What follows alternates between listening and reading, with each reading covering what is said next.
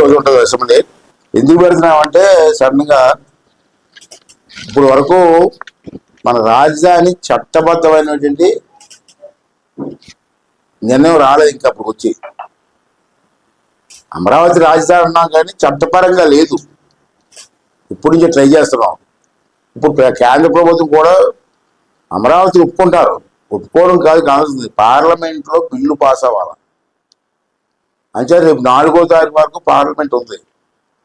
ఇప్పుడు ప్రధానమంత్రి గారు అంత కూర్చొని మాట్లాడుకొని చట్టబద్ధం చేద్దాం, డిలే చేయడం ఎందుకు అని చెప్పి నిర్ణయం తీసుకున్నారు.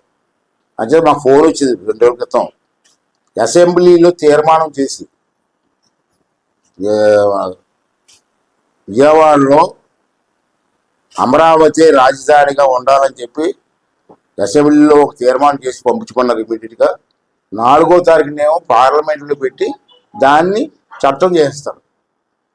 అంటే రేపు 28 అసెంబ్లీ పెట్టాను. 28 అసెంబ్లీ ఉదయం 11 గంటలు స్టార్ట్ అవుతుంది, సాయంత్రం వరకు జరుగుతుంది. ఆ టైంలో అమరావతి రాజధాని కావాలని చెప్పి చర్చ జరుగుతుంది. చర్చ జరిగి అందరం కలిసి ఏకగ్రీయంగా తీర్మానం చేయమని చెప్పి కోరుతాను నేను.